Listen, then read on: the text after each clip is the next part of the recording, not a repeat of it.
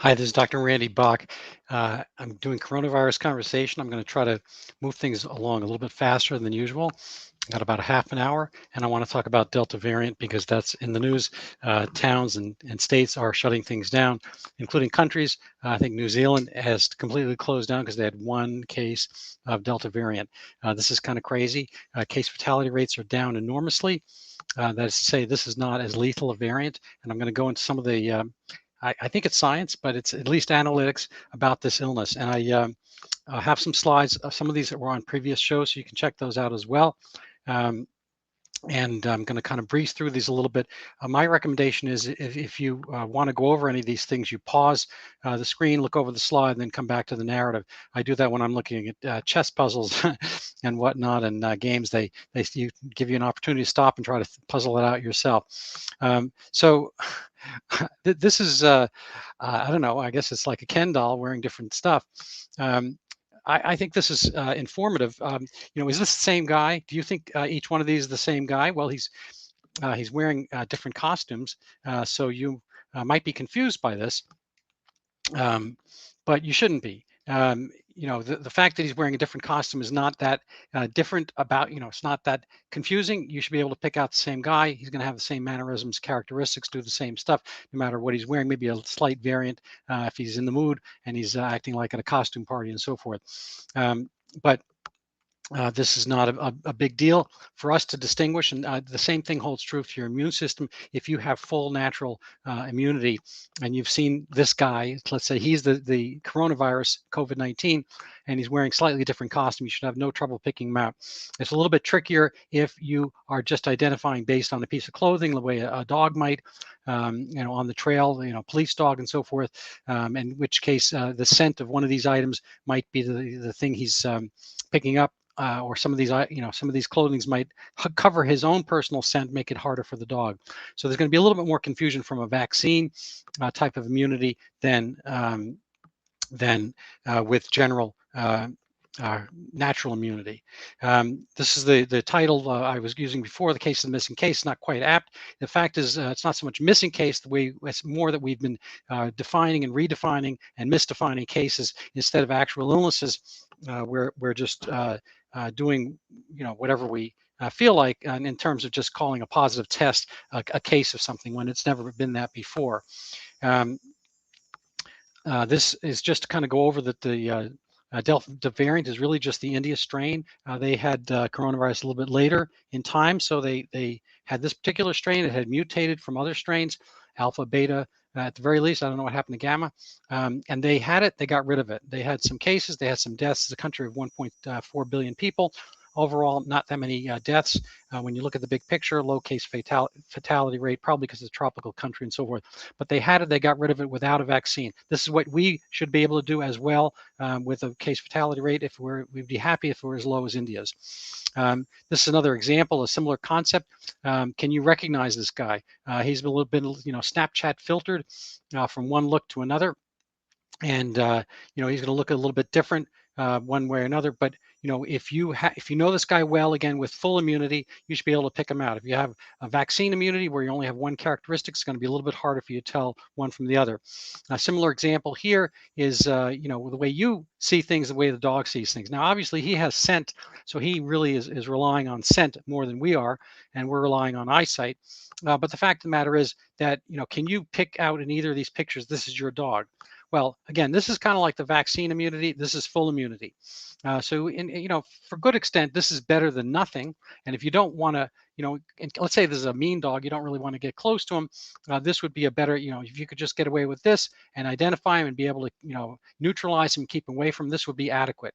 So this is a vaccine immunity. This has been useful for people who don't want to go near the actual virus ever, and that's fine. But overall, people who are not ill and getting ill from this should not hesitate to kind of get the actual illness and have full immunity, and whereupon you shouldn't probably get the vaccine afterwards. It's being pushed on a lot of people. You have more side effects if that's the case. This is the insanity we're seeing out in the world.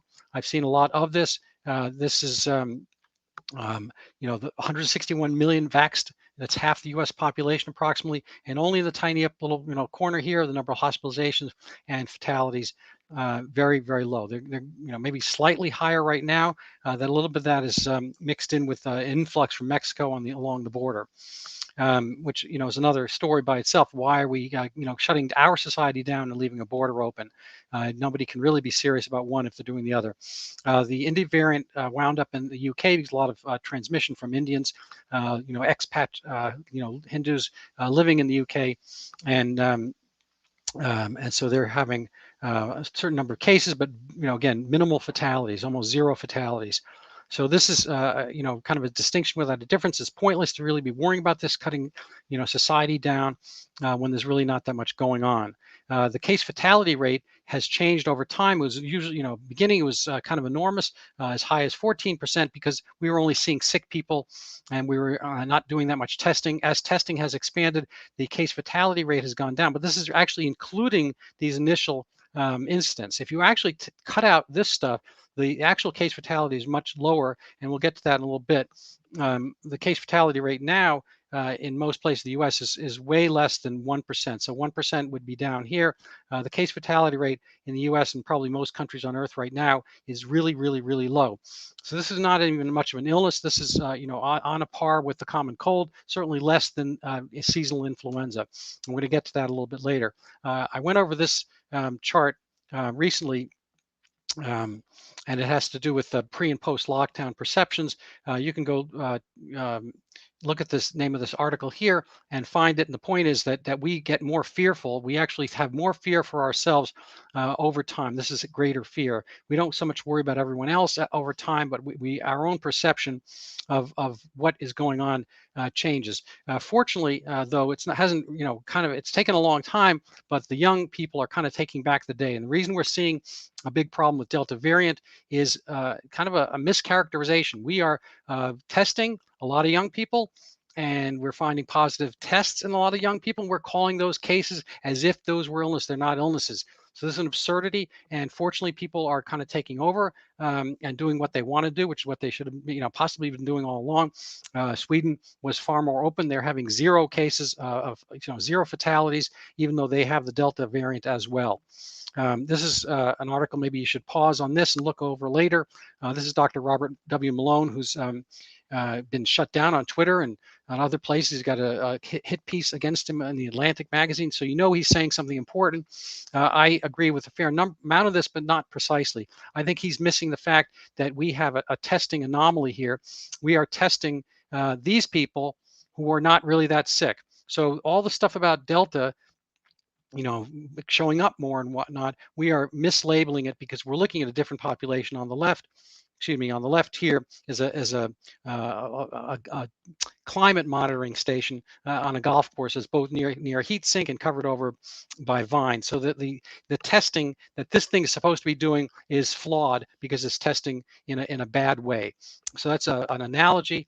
Look over his tweets and follow him elsewhere. So this is from the CDC, and this is a part of this is taken from Dr. Malone's own lecture.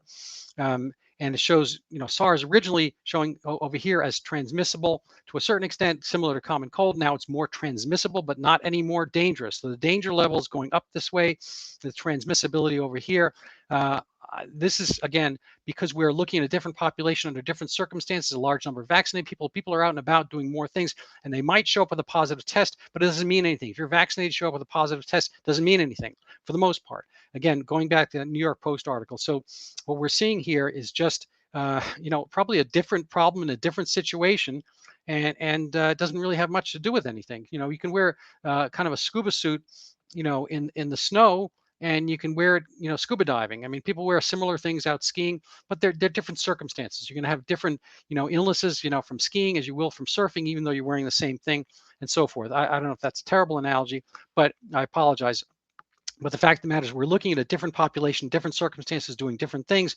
And this virus acts a little bit differently because people are, getting up close and personal, hugging, kissing and whatnot. And so they're giving it to each other, but they don't care because it's only a positive test and people are getting tested a lot, but they're not sick.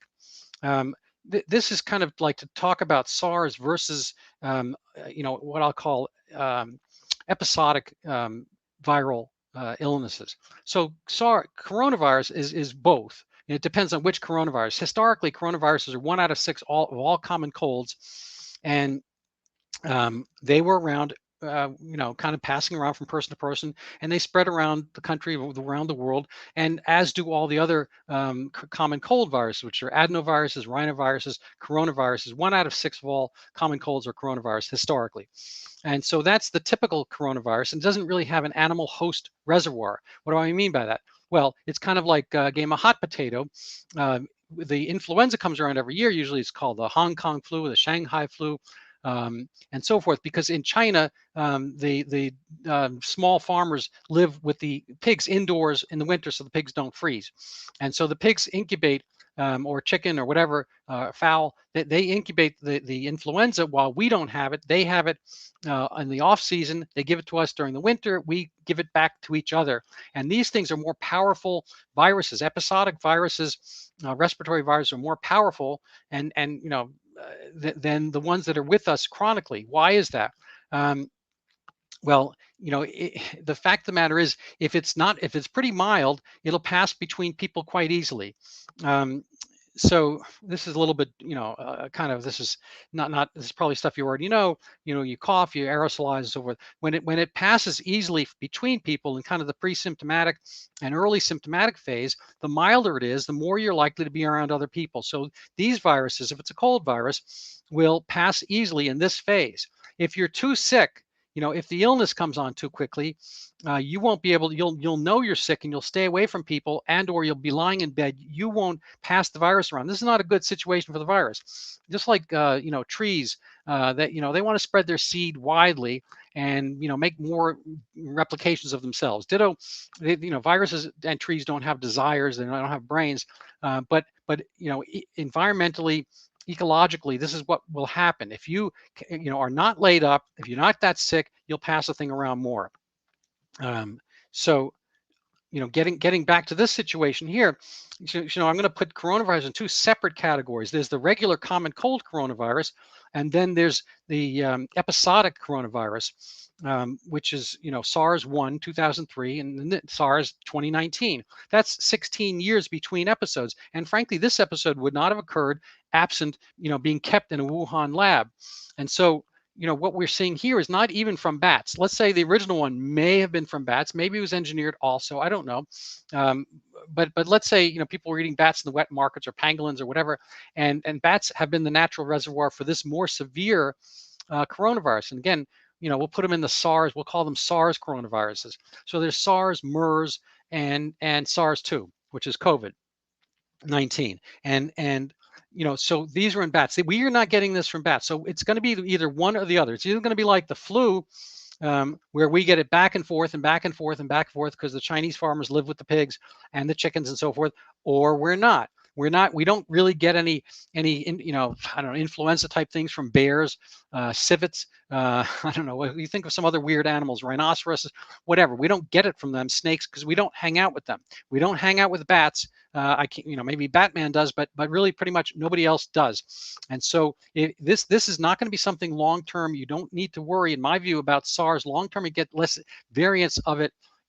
Like different or stronger ones come from institutes of virology elsewhere or Wuhan. So that's a little bit what I have to say about the transmission. The getting back to transmission a little bit. This stuff here, I learned a new word last year. It's fomite. Even though I'm a physician, I never heard this one. That means surfaces. They could say surfaces, but they say fomites. Most of it, fomite stuff is not transmissible. The aerosol droplets are not transmissible outdoors. To any great extent. The outdoors is effectively infinite, and so your virus droplets will go away. This is a slide. You can again stop and look up this link, but basically the point here is your BMI times your age. So on the kind of the right hand side here are people who are either gotten old or they gotten fat or they gotten both, or obese, a nicer word. And what we're seeing is this is the amount of droplet that you're kind of coughing out. You cough out more droplet when you're obese and or when you're old. Why is that? Well, you don't clear mucus as well. That's my view. You're going to come up with a lot of other syndromes and metabolic this and that. But the fact of the matter is, people who are older keep their bronchitis longer. People who are obese keep their bronchitis longer. If they get a cold, they're going to be sicker. We all know people like this. And the reason has to do with this kind of, it's called Pickwickian syndrome, obesity syndrome, obesity hypoventilation syndrome, whatever. But the fact of the matter is, when your lungs are impeded by the heaviness of your body, it's harder to move your diaphragm, it's harder to move your chest. You don't expand your lungs as much, you don't cough out as much as you should, and therefore you hang around with more mucus. You can look at all these medical technical terms that kind of coincide with this, but this is the basic gist of it, in my view. So what we're seeing more is the super spreaders are not young people. Young people are congregated down here. These are people with low BMI times age. So even if you're an obese child, you're going to still be in this low range here. And there are very few so-called super spreaders. And even the ones they're including as the red triangles are not that super.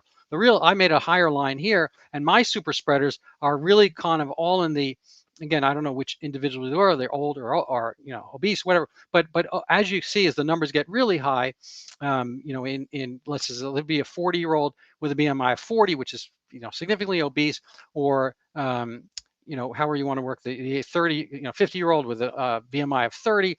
So these are now you're seeing a much higher fraction of super spreaders, and they're more super in their spreading. We want to get away from this. This is pointless. Fortunately, our elderly have been vaccinated. They don't have to do this anymore, but there's a lot of it. What we're gearing back to is indoor mask mandates, which is going to bring this back. This is very sad. People need more than this for contact. They need more than having masks on. They need to be out and about, milling around. They need to be outdoors doing what they do. This is the CDC.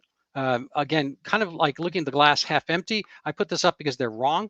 Delta variant does not, they say may cause severe disease, more severe disease. Of course, it may turn us into turtles, but it doesn't. And the fact of the matter is our illnesses are lower rate of fatality and hospitalization than ever before, as the New York Post said. This showed up on my feed the other day just when looking for the weather. So we can see similar numbers here in the United States. We have cases, not that many deaths. And so our case fatality rate is low. That's England. This is something from California a year ago, and I'm going to maybe just show some of the data from California as well. This shows the way the population is distributed. Cases are high over here, mostly because they're over-tested, not because they're sick. Because the sickness, you can see that they're not that ill. Everyone over here is low, but this is the age group.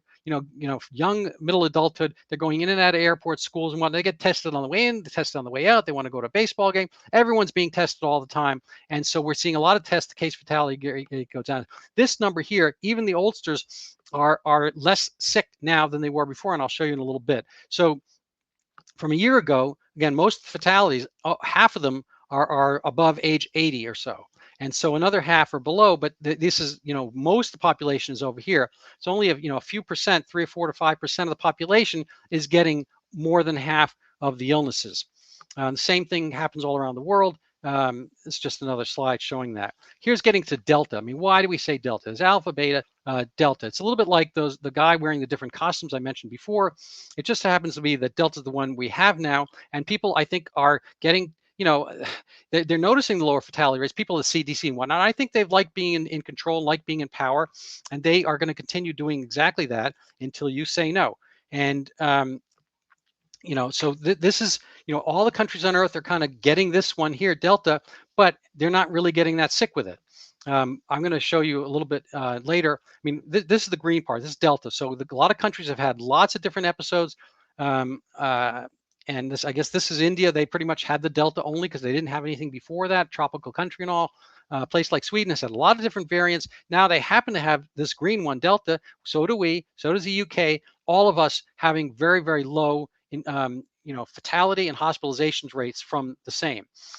This is just a side light. I'd like maybe to stop on this and click on it. It shows the absurdity that the WHO has kind of like been politically damaged and zombified. Frankly, they have a virus inside themselves, which is ignore regular natural immunity, only emphasize vaccines. This is crazy. This is the redefinition. It's very 1984-ish. And you can look at this slide as well. This is kind of fear mongering, again, a little bit from the CDC. They're so worried about everyone getting this Delta thing. Again, pretty harmless, but they're kind of drive us nuts over it. This is another slide you can click and stop. This is some of the advice from Dr. Malone. I just took notes from his lecture, so this is my transcription. Don't blame him for any misspellings and so forth. But we'll get to the vaccine here. There's a lot of worry that people are, uh, the vaccinated are getting Delta. So what? So what? I've persistently used this example till I come up with a better one. Maybe you could suggest that you wear a raincoat, you will get a little bit wet. You'll get somewhat wet, less than if you weren't wearing a raincoat. That's what the vaccines do. They are imperfect.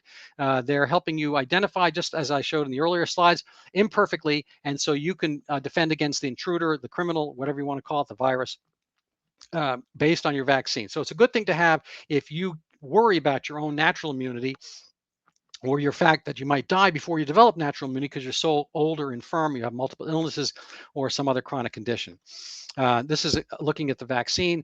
I'm going to show another slide as well. On the right, again, you might pause here. You can see that the efficacy as far as the severe problems are still high with Delta. So alpha is in black, Delta is in red. The number you should worry about is here, here, and here. And these are different places. Everyone's doing well with the vaccine for Delta. So they might show up with a positive case, but they're not sick. So what? This is from the Financial Times.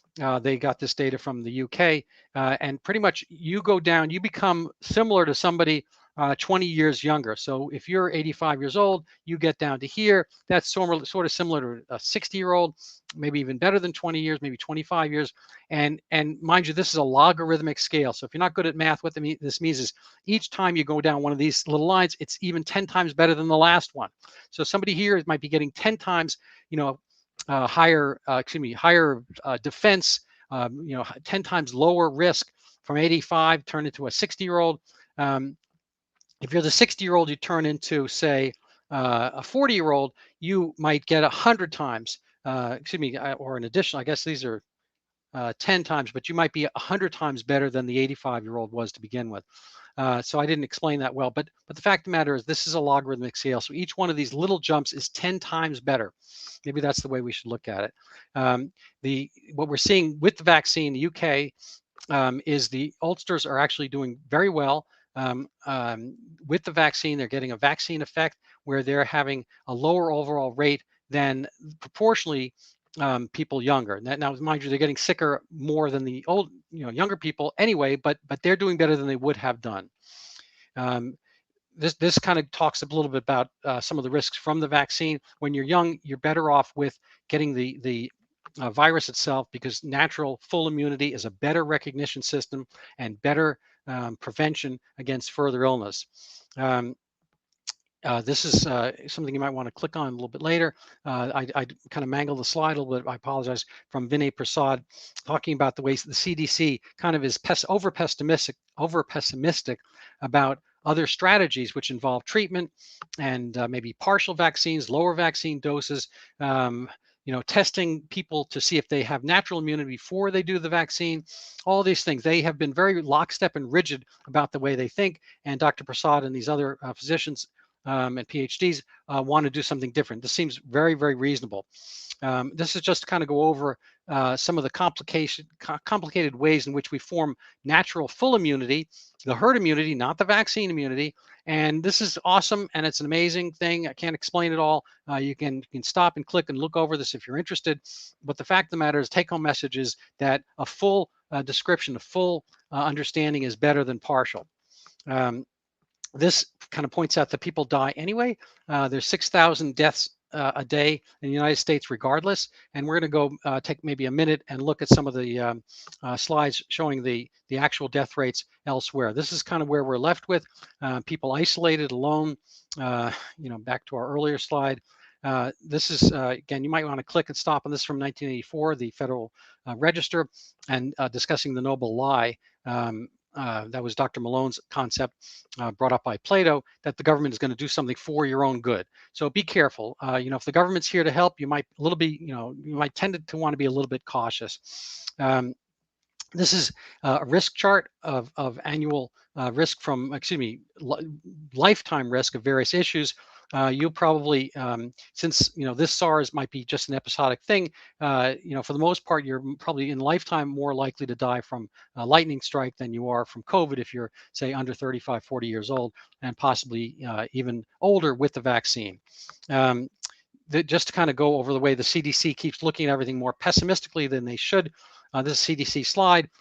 Breakthrough infections may be as transmissible as unvaccinated cases. Whatever. They're recommending NPIs. Getting back to all the social distancing and all that kind of stuff, because they think it likely may be more severe. It's not. They should look at their own data. They have the data. They don't produce it. Just as an example, today I was trying to just find out the number of cases by age group, because I think the young people are being over tested, and I was actually going to prove that to you a little bit. I'm not sure if I have the time to do it right off the bat here, but what's happening is that we have very few in the way of fatalities. We are kind of doing kind of a haywire, ramping ourselves up. Reverberation, I guess, kind of like when you have the guitar next to the speaker, and we're making ourselves kind of go crazy by testing and over-testing and over-testing and finding more cases, when in fact this is not showing much in the way of any illness. There are a lot of recommendations out there that you should be much more kind of like not one size fits all. Think about treatment. Where there's still studies showing up about the treatment aspects. And these have been very much disdained by the CDC, the WHO, who for some reason want everyone kind of pigeonholed or shoehorned into getting vaccination. Again, I think vaccination is awesome for the people who need it, not so much for everybody else. I'm maybe going to close with a few slides from the internet today. And this is United States yesterday, I guess, total fatalities, which is a little bit higher number than the previous days. But notice California, Texas are comprising more than their share proportionally, even though they're large population states, of that number, because they're on the Mexican border. Mexico is having higher rates of this than we are. If we really care about everyone locking down, why don't we lock down the border? So there's let's see, there's another Worldometer one here, weekly trends by country. If you look at the countries, whoops, I zipped by it. Most of the countries' deaths in the last 7 days. So I try to expand this a little bit for you here. I guess we can start with Sweden, 0. So this is with we saw earlier that they're predominantly Delta, so they have a 0 number. You got to go down through a lot of countries. A lot of these are very small countries and maybe not, have the money to test. So I'll grant you that. But even amongst the major countries, you're looking at very low numbers of fatalities, and the rate of fatality is again less than 1% universally. So you can look this up. This is coronavirus on Worldometer. What else do we have? Well, I guess I was going to give you one quick example about locusts. They have a periodicity. They disappear and they come back. I'm not sure exactly what their trigger is. They go underground and they come back, out for some reason. They're basically grasshoppers, but basically they eat everything in sight, and there's nothing else for them to eat. If they came out every year, they would not be a successful species, because they they would starve. Maybe they do try to come out every year and there's not enough food, they go back. I don't know what the mechanism is, but this is again pointing to episodic illnesses are more severe. The locusts are episodic, they come infrequently and they're more severe. Influenza is like that. If coronavirus turns into a kind of a chronic thing, Delta, whatever, it'll go back, presumably to being, it'll mutate, kind of, turn into a variant that is less severe and less of one of which we have to worry. What else do we have here? I think that's pretty, good for now. I could kind of go over. I did spend some time working up a spreadsheet of California cases. It's going to take a little time to load. I can just kind of, there it is. So the current case fatality rate is less than 1%. This shows you who's being tested. These age groups that I put in yellow, they represent, probably like, what is this, 18 million people or so, and they represent very few of the deaths. This is 1 out of. So if you're 5 to 17 years, only 1 out of 300,000 of those people are having fatalities. Again, probably with other illnesses.